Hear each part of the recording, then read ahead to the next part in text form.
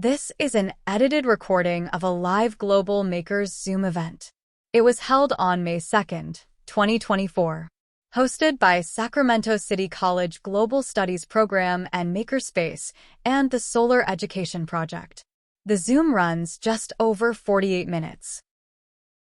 I'm Riyad Bahur, and I'm the coordinator for the Global Studies program at Sacramento City College. I'm really happy to welcome you here for this next session of our series of Global Makers that we're doing in collaboration with the Makerspace at Sac City College and the Solar Education Project with Mary and Jennifer. We're joined on the Sac City side, we're joined by Professor Heather Hogan and her students in the Makerspace. They're taking a maker class. I'll introduce ourselves, the main partners in this. We're really happy to have our guests, Bernhard and Beckie, and I'll introduce them in a moment as well. We'll show a little teaser of a video about the work of Bernhard and Beckie, and then we'll open it up. We'll have a discussion with them, and then we'll open it up for everyone. If Heather could maybe say a few words about what is a makerspace. Well, Makerspace is a place for creative exploration, prototyping, learning all kinds of tools, and just getting your creative mojo on. So we have students, this is our intro class. They're all in front of me, sorry. Sorry. Making all kinds of stuff with lasers and stickers and large format printing and wood shop and 3D printing and all that stuff. So we have a few solar cookers here beside me to show them so they can Oh, see. that's great. And how many students do you have with you today? We're about 10, 12 so far. They're coming in. It's kind of early here. Fantastic. They're coming into the Zoom as well. So thanks, Cool. Heather. Sure. And then this series, this project wouldn't be happening were it not for the Solar Education Project and Mary Buchenik and Jennifer Gasser. So I want to just ask Mary and Jennifer if you could say a little bit about your project for those who might not know. I know a lot of people already know, and our collaboration. Okay. All right. Solar Education Project, I think we founded in 2016. And our focus is education and trying to get people to understand the many educational cross-curricular opportunities that solar and retained heat cooking present for educators. And so this Global Makers Project is one of those opportunities that we're happy to be part of and to be able to share with makers everywhere, whether it's in a formal educational setting or an informal educational setting. Yeah, and I think that's the extension part of it that we appreciate and enjoy. That gives people that work with us the flexibility to decide how it works within their program. So if it's in school, after school, out of school, science center, adult training, community centers, libraries, I mean, they're just an amazing amount of fits for solar cooking and the heat retention basket. So we're thrilled that the Makerspace and the students are here today. We're all about youth. And we're all about them being a part of the future and having a voice or a seat at the table. So welcome. Thank you, Mary and Jennifer. Also wanted to acknowledge and welcome other people in our Global Maker series who we at Sac City have met through Mary and Jennifer. I see that Sharon Clausen, Cousins is here. Lawson. Yes, Yeah. Lawson. Cousins, she's in Idaho. Yes. And Ellie Joseph from Haiti is here. We have a few others. I'm not sure. I see Ana Maria Hernandez Arquin from Mexico. And our next in the series is Ivan Yelnitsky from Lesotho, and that event will happen in August. We'll announce it as we get closer. So welcome to all of you. I want to give a special welcome, of course, to Bernhard and Rebecca, and to introduce them a little bit. These two people are special guests who have done quite a bit of work. So Bernhard Muller has been involved in solar food processing and clean cooking since 1997. He's the inventor of several solar cooker designs and has written a comprehensive book entitled The Solar Cooker Handbook. Bernhard has designed and created the Keen solar dryer, sorry if I didn't pronounce that right, and a fuel-efficient stove called Baba Moto. He's also championed the use of fireless cookers or heat retention baskets, which is a topic of the video we're going to see shortly. Bernhard was manager of research and development for Mueller Solar Technik in Offenheim, Germany, and he has been a board member of the German development aid organization Lernen, Helfen, Leben, e.V. For the past decade, he has concentrated his efforts in East Africa, mostly Kenya and Uganda, and has been involved in founding of Afro-Shriners organization. And just recently in 2023, he stepped down from a leadership role there. He's well known and highly respected in the solar cooking community. His dedication to sustainable cooking practices exemplifies the positive impact individuals can have on society and the environment, as well as global engagement and what global engagement can look like. Welcome, Bernhard. And to introduce Mrs. Elba Ondiek is the director and founder of Armstrong Women Empowerment Centre based in Rabor, Kisumu County, Kenya. She's the first female founder of an empowerment center for women in the village.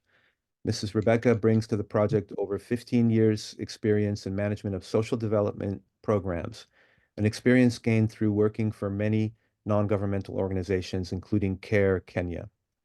Her commitment to sustainable solutions through her organization stems from the challenges she sees in the community. Many women in rural areas are not career holders and continue to multitask amid fewer opportunities for sustainable livelihoods. It's against this backdrop of poverty-related challenges such as gender-based violence, discrimination, and lack of access to socioeconomic opportunities in rural areas that the Armstrong Women's Empowerment Center is committed to finding sustainable ways of empowering marginalized and vulnerable adolescents and young people, teenage mothers, and adult women in the Nyando sub-county. The vision of the Armstrong Women's Empowerment Center is to create a free, just, and equitable food secure community through localized industrial development. And I have to note that Becky's power went out about an hour ago, but luckily she has enough battery to join us today. And so we're really happy that you're able to join us, both Becky and Bernhard. Welcome. Riyadh reminded me that the makers of the baskets are also joining us today. The ladies from Armstrong Women Empowerment Center are here with us today for this Zoom, and we welcome them, and we're so thrilled that they shared their basket making skills with us and with the world. That's exciting. Yeah, very excited to have them here. Yes, and we'll see, I guess, a snippet of them in the video. Just to give you a little bit of context for the video, this is a teaser video. A longer video is available, and I think Mary, you'll be able to put that link in the chat for people. So now we're gonna show you the snippet of the video to give you an idea of the work of Bernhard and Becky in the collaboration, and Mary will put the link to the longer video in the chat. Here we go.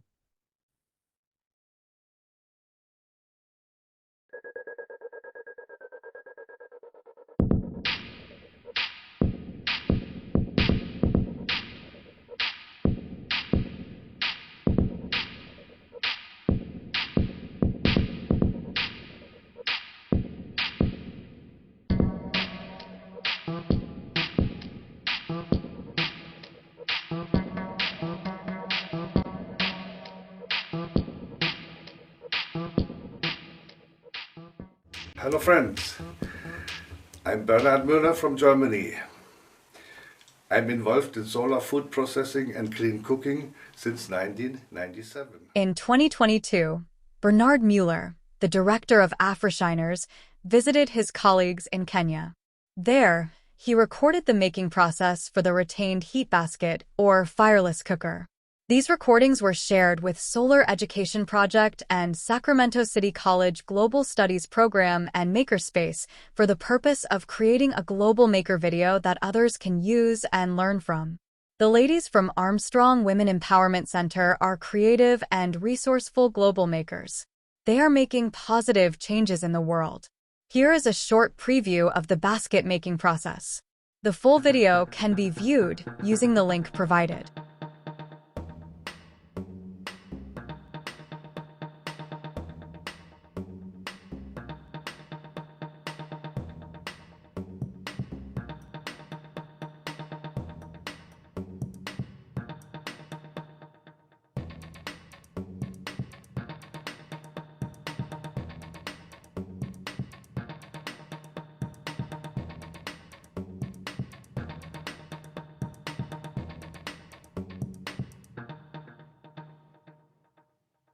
We'll stop at this point. In the full video, you can see details of the making process. And you will see what the women have cooked in their basket. Remember, the full video can be viewed using the link provided. And thank you for joining us today.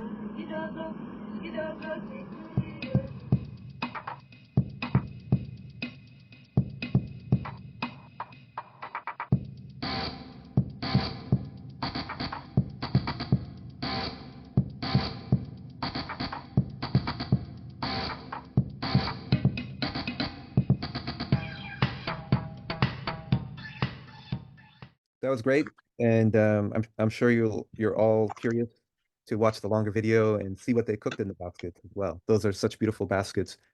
Heather, I hope you and your students are inspired to make some of those baskets, and we'll be cooking out on our campus with them pretty soon, hopefully. Um, all right, we want to hear from Bernhard and Beckie, and maybe let's just start out with a general question about your personal story, your personal relationship to solar and clean cooking. How did this become a passion of yours? Like, what were your motivations and drivers to get into clean cooking and solar cooking? Bernhard, would you like to go first, and then Beckie can address it? Okay, thank you so much. Yeah, well, I got into solar cooking via EG Solar from Germany, and then I got very soon in contact with Solar Cookers International in Sacramento, and had always a very good contact to them, and attended their conference they had in Granada 2006, where I made all these contacts worldwide. And then later on, when I retired and closed my company when I was 65, I decided I go to the world where I sold my solar cooker to what they are doing, what they really need. So I went into this voluntarily kind of business, and then I went to Africa, and then I built up this network, this Afrishiners network, where I met among about 35 other experts. I met Beckie, who's very great and well educated all around, and so we made this project, and this fireless cookers is especially a thing of my heart, because it really saves energy. And you know, when you go to Eastern Africa and you look how the money is distributed in poor households, so there's 2/3 is for fuel and 1/3 is for food. So you think this is something going wrong.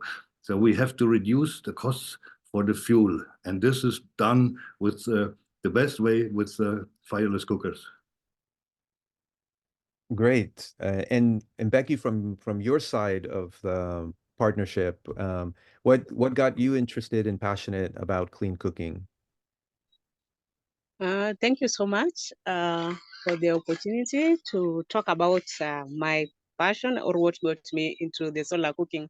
So this started way back, that is in 2016, when I joined the community work as a volunteer. And with a back experience of working with so many women, and realizing the challenges that the women are facing in the community. So this gave me the passion and motivation to look for better sustainable ways of supporting these women in terms of saving their money, in terms of saving fuel. So there's a company that we first worked for. It was called Women Power, where we were promoting the solar products. That was the clean cooking stoves. Then we also had the solar lights, the small lamps. And looking at most of the households by then were using kerosene, that is paraffin, in their household. So this really got me to thinking, how best can we come up with maybe better solutions? So on my way in the field, I came to meet a great friend. I always call him a friend. That is Amayo. John Amayo. He's also been so much into solar cooking. So I got the passion to get to know more about the fireless cookers, and he was so much willing and ready to help me learn about them and even do the work practically. So from that time when we joined hands with Amayo, then I introduced this fireless basket within the community. And I came to meet my great mentor, who I call every day. That is Bernhard Muller. We communicate a lot. And he also gave me that passion and zeal to continue doing the solar product. And one surprise gift, I would say, Bernhard did was coming to Armstrong Women Empowerment Centre. And we had almost a whole week with him, just training the women, taking the videos. And it was so a joyous moment for the women, and including us, because we have a small space that we use. Normally it is under trees, but Benny didn't look at the office like, Becky, you don't have a big office. No, we just worked under the shade of trees, and we had the video done, and it was so amazing. And I'm glad that today, as I am speaking, we also have my team who are here, who are also part of the video making, and they're so passionate about the work. And since then, we've been having demands. That is, we have orders for the basket from different people because they go as far as Nairobi. We also have clients in different parts of the country. And a number of them will always just want to call just to know how it works and how effective it is. And I'm so glad, like the ones we did with Bernhard, already we've sold out all of them. And we are doing new baskets with the other orders on top. So it's just so amazing. And we want to continue empowering the community with the fireless cookers. I love this. So you've addressed empowering women through reducing the cost of fuel, but also beyond that, there's an entrepreneurial connection where the baskets are actually producing additional income for the women. So that's more empowerment. And then also empowerment in terms of health, right? Cooking with kerosene and fuels indoors is bad for the health. The other thing I want to just point out to our students is like you're in this amazing modern makerspace, but so is Becky. She's in this amazing, and the women of the Empowerment Center, amazing makerspace under the shade of a large, beautiful tree, right? So making can happen anywhere and everywhere with whatever materials you have at hand, which is such an inspiring story. Thank you to both of you. Heather, you have a question, I think, about the challenges. What was kind of I guess the hardest part about getting the project going, or a challenge you maybe did not expect when you took on the project with the baskets, and how did you overcome that challenge? Oh yeah, I'm doing it since 2012 already. I started this fireless cookers stuff with Faustin Odaba first in Nairobi, and then we went through the country, and then I started a fundraiser, which is, by the way, still continued by Ms. Ingelore Karens from the organization Lernen, Helfen, Leben, which means learn, help, live.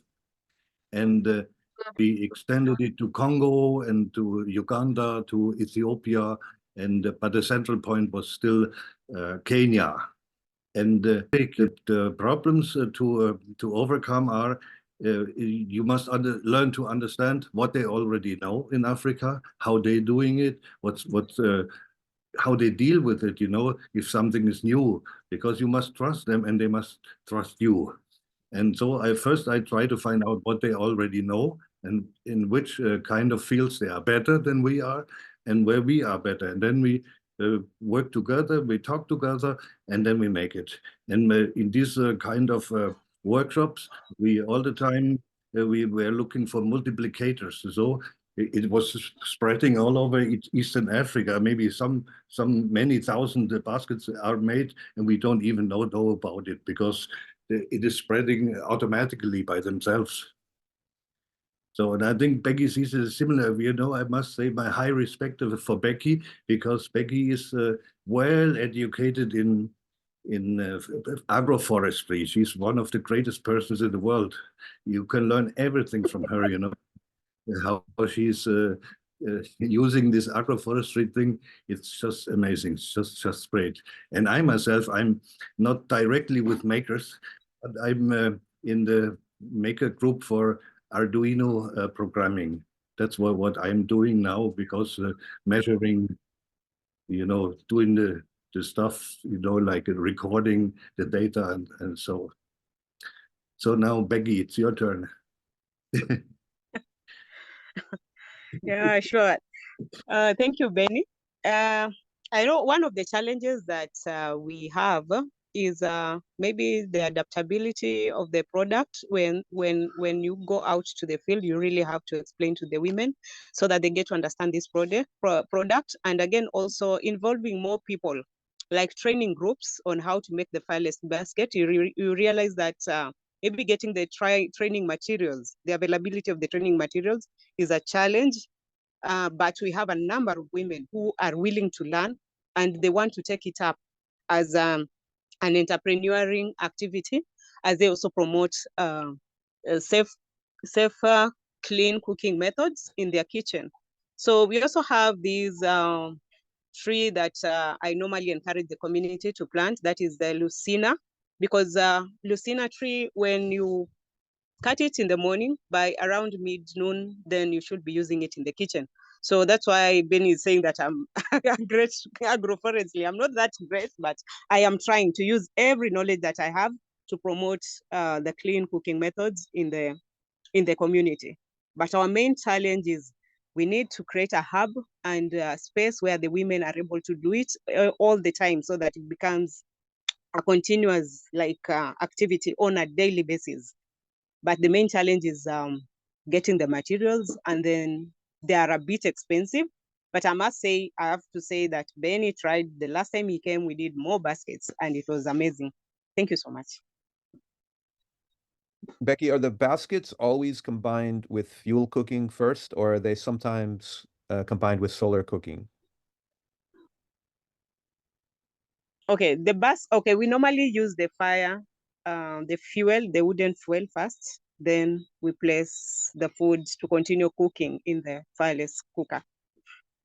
Thank you. I think that Mary and Jennifer might have a question before we open it up to all the other participants. We were talking in the beginning about a lot of the women's issues independently. Becky, maybe you can enlighten us.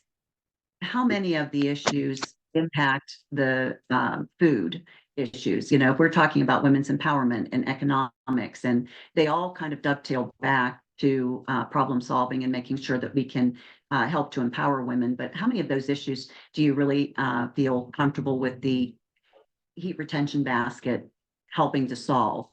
Solar cooking, clean cooking issues, that type of thing.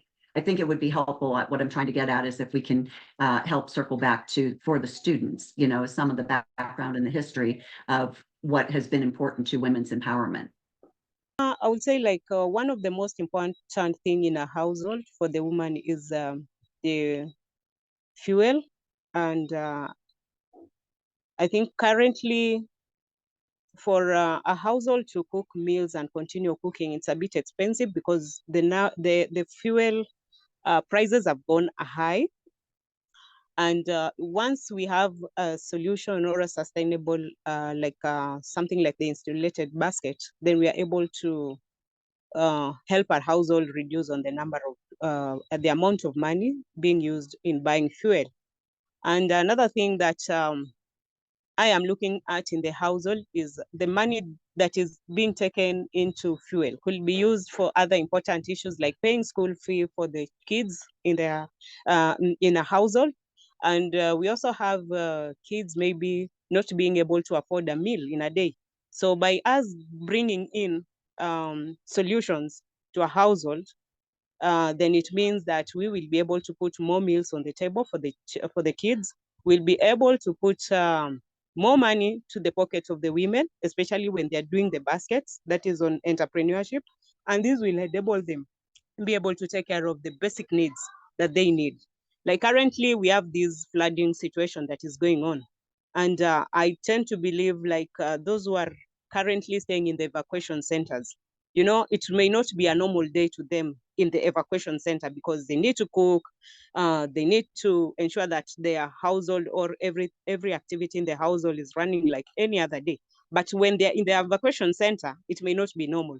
So if we would have more insulated basket for them, even if they had 2 or 3 fireplaces, then they are able to cook meals, put in the insulated basket, and be able to do other activities as even the meals continue to cook in the basket. So by us bringing this solar or renewable energy products on board, then we'll be solving so many issues around the women. And again, looking at the health of the woman, you know, they're the ones who stay in the kitchen like almost a whole day. They have to cook breakfast in the morning, lunchtime they have to cook, maybe supper. And they inhale so much smoke, which is not good for their health. So by us bringing into clean cooking method into a household, I think we'll be solving also another problem on the health. Then again, we will also be solving, giving the woman also the opportunity to relax a bit from the gender roles that they do from morning to evening. So while they continue, the food is able to cook, they're able to take maybe a rest into some and do maybe other activities. Thank you. Thank you. I have one follow-up question. When you make the baskets and you sell them, can you give us an idea of where they are, what the cost is of it? Yeah, okay. When we make the basket, because they come in different sizes, since in Kenya, we use I don't know if you know the sufurias, the round, the ones the cooking pots that we use. So they're always in different sizes. So depending with the household, the number of people in the household. So people will place orders depending with the number of people they have in the household. And the prices varies with the different sizes of the basket. So roughly a basket will cost around 20, I would say $20 or $30, but depending with the size of the basket. Thank you. Great, thank you. I'm really struck by the point that you made about freeing up time, right? Like giving women time, and that's a source of empowerment, because of course it is, right? It's so obvious, but having it said, it's striking. So we have actually kind of a very interesting group of people here from all over the world, with a lot of experience in solar cooking, and then also some maybe beginners, people who are just being exposed to solar cooking for the first time. So we're going to open it up for questions, comments, either in the chat. Riyadh, Yes. I just want to interrupt for 1 minute so we don't forget to do this. We have another maker whose video I'm working on right now. From Kenya, Didicus Odiambo is with us, and he's doing the fuel efficient stove. And so I'm nearing the end of the editing for his video also, but I wanted to recognize that he's also here. Thanks. Go ahead, Riyadh. Hey, thank you, and welcome, Didicus, to the gathering. Yeah, may I also interrupt you? Yes. Because just following to what Becky said about the prices and things like that, you must consider always a matching pot to it, because the pot is not free of charge. So if the pot is too big, it doesn't fit in there. If it's too small, you're going to lose energy. That's what I want to remind about it. That's great. And maybe in that spirit, we can also just put into the space the desire to increase global connections and interaction, right? Maybe there are ways that people in this room who haven't yet engaged globally can engage through this solar and clean cooking community. And that's really striking how much of a community it is. Some of us had a chance to go last year to the Consul Food Conference, which was hosted in Galicia with the organization of Juan Bello, who is here with us today. And that was an amazing gathering of people from many parts of the world focused on solar cooking. Juan, welcome. Nice to meet you. Good to see you again. And thank you very much for your information, and nice to meet together again. Yeah, and maybe our students who are in the makerspace, if you want to participate in the Solar Cooker Design Challenge next year, maybe it's also an opening to attend the next Consul Food session in southern France, in Marseille. So keep that in mind.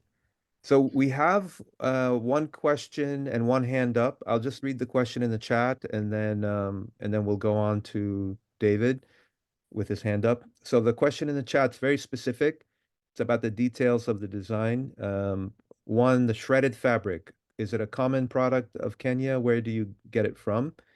You use big special needles. Where do you get them from? And the black fabric, is it a special fabric? What do I have to watch out for? That's from Christian Fenner. Okay, for the products, the shredded materials, we get them from their waste products from companies that make blankets. So those are waste from blankets waste. Then for the needles, we have shops around within Kisumu, where we are able to get all different sizes of needles that you need. And for the baskets, we normally get from a different community. From our community, they do produce the basket, but we are also working so that we are able to train our women to produce the basket, just looking for the raw materials. But for the baskets, we get the raw materials along the rivers. If you know the palm tree. Yes. Yes. So normally they use that to make the baskets. They're also works of art. They're not just functional, right? They're really beautiful objects that I would just love to have to look at. David. Yeah, and also we have the black materials. I heard about the black materials. It's not really like a special material, but just black cotton material that we also get within the shops in Kisumu. Great. Thank you. First, David Noppert has a question. Thanks very much. It's not a question so much as a comment. I'm from London, Canada, and I'm with Rotary. And within Rotary, there's an environmental association called SRAG. The RAG stands for Rotary Action Group, and the ES part at the beginning stands for Environmental Sustainability.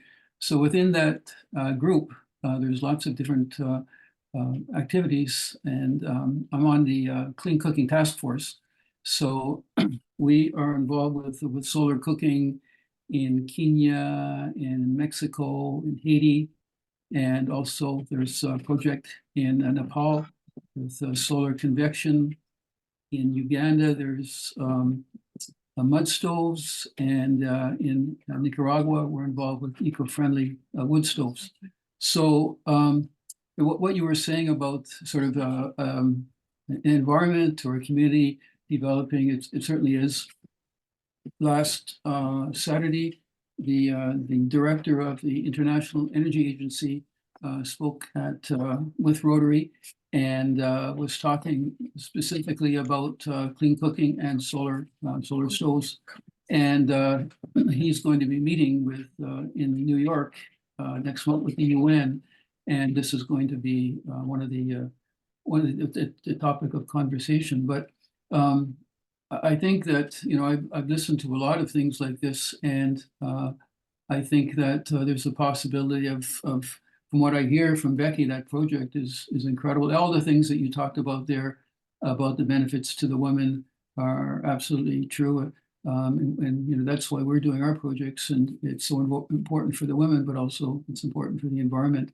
But I think that there might be a possibility of working together with all the groups that I talked about, and maybe your group, and taking this a bit further, because you talked about the challenges of providing materials, and it all comes down to money.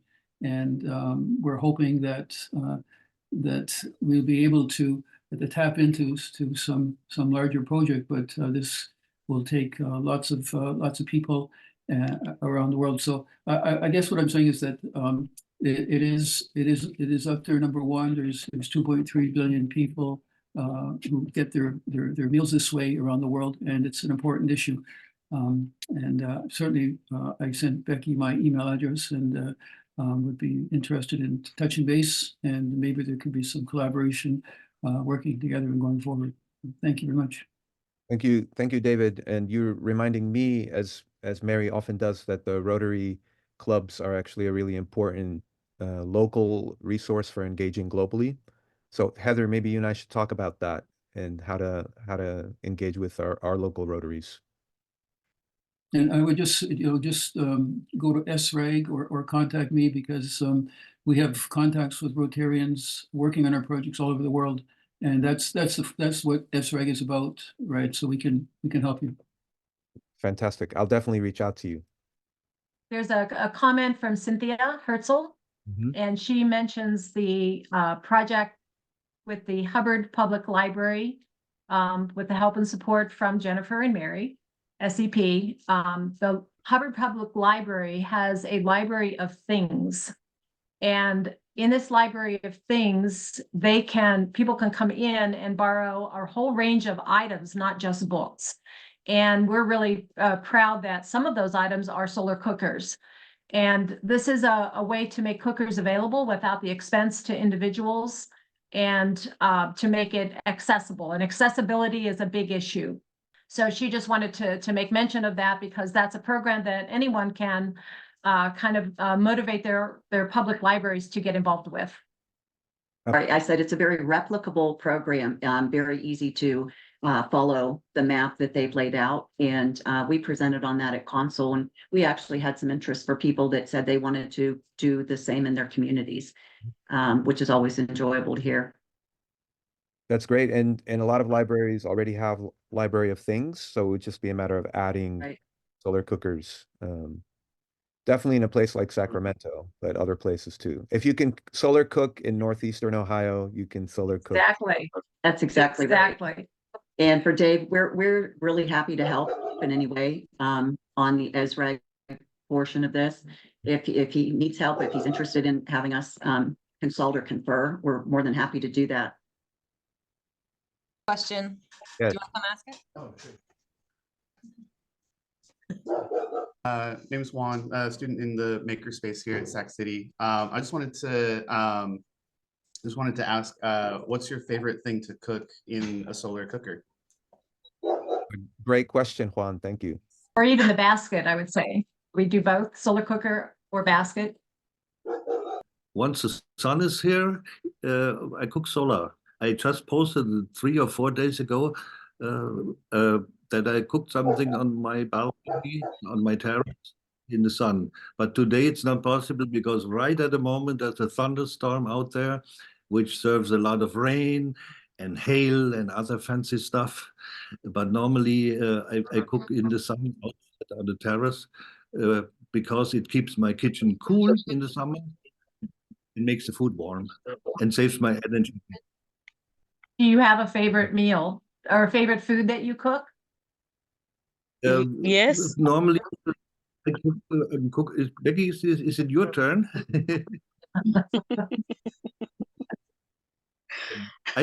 Yes. My favorite dish in the fireless cooker is rice mixed with greens, and we also love sweet potato.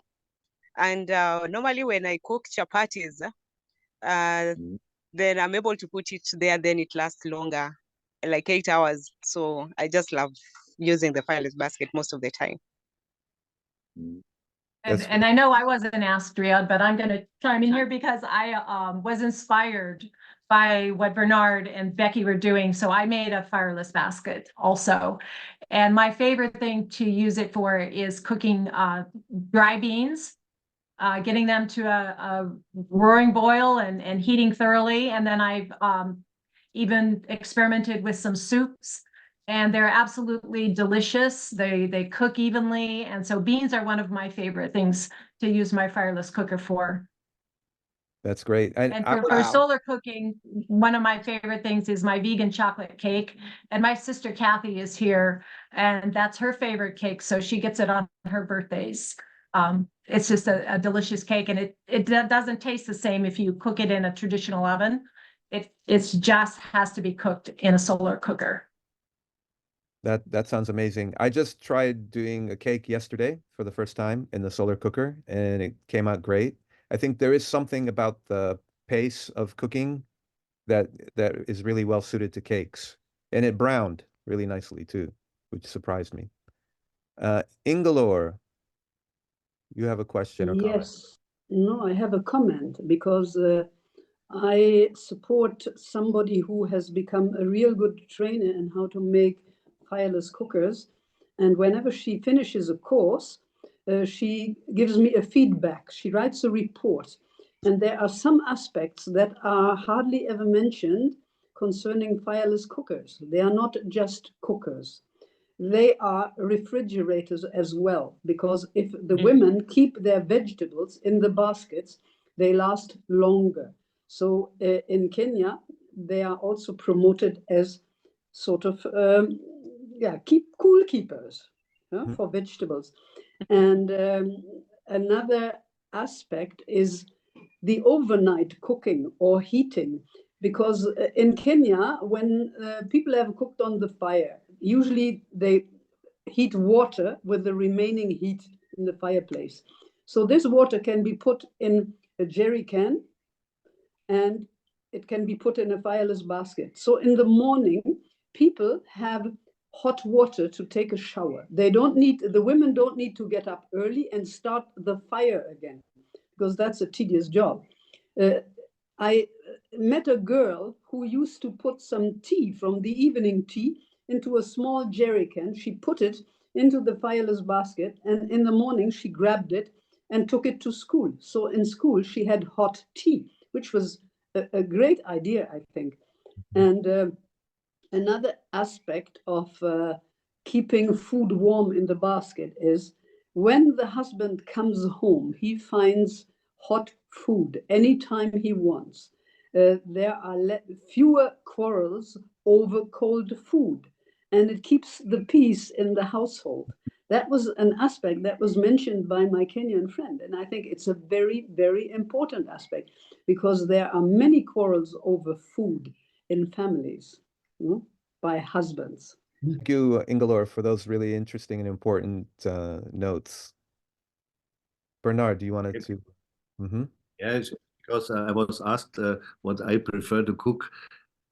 As I'm alone in my household, I have a single one-man household, I'm cooking mostly tea. But sometimes I bake bread rolls when I have time in a tube, in a vacuum tube. But mostly, if I use the small simplicity, I boil about 1 or 2 liters of water. Then I make some tea because I have a big garden. Sometimes I make a peppermint tea, whatever I have in the garden. But in Kenya, when I visited Beckie, she made me a very nice meal, which I took out of the basket. After 50 minutes, it still had 94 degrees of temperature after 50 minutes, and it was rice with peas and carrots, and it was very delicious. Yum, sounds wonderful. Mary, were you going to chime in? Yes, I was going to ask Bernard and Beckie, we're our focus, not our sole focus, but we do focus on educational programs. And do either of you have any experiences where you've been able to use solar cooking or retained heat cooking to educate school children, or to educate people in the schools who might use this for feeding the children, maybe their lunches or something during the day? What is your relationship with school systems? And do you have any experience in that regard? May I ask, may I reply first? I'm now a few days away from becoming 77, and I'm not educating children anymore. I'm now helping some people. I have a side job, I'm going 1 or 2 hours a day into a school, helping them doing their homework, but I'm not educating children anymore. But Ingelore does. Beckie, do you work with schools at all? Not really schools, but we have the adolescent mothers, those who have dropped out of school. They're the ones that maybe we've done trainings to, but not really in schools. I've not had any experience with the schools, but I'm interested in doing that. I imagine that would help with acceptance if the school children see it and begin to understand it. That would be a part of their future. At an early age, yeah. Ingelor, did you have another comment? Yeah, my main trainer, who is working with the parents of school children, she had an idea because nearby her place there is a university. So she will, in a few days, she will train another group of parents and she will add university students because that way, so the fireless basket will enter university. And those young people there at university will definitely want to use it because students at university like to cook their own food.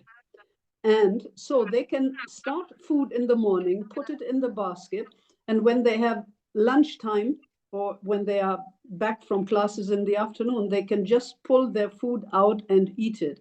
And I would bet that once 2 or 3 students at that university come up with these baskets, it will spread like wildfire. And those young people, they will learn how to make them. And probably they will even make it an income generating project, selling it to their peers or somebody else.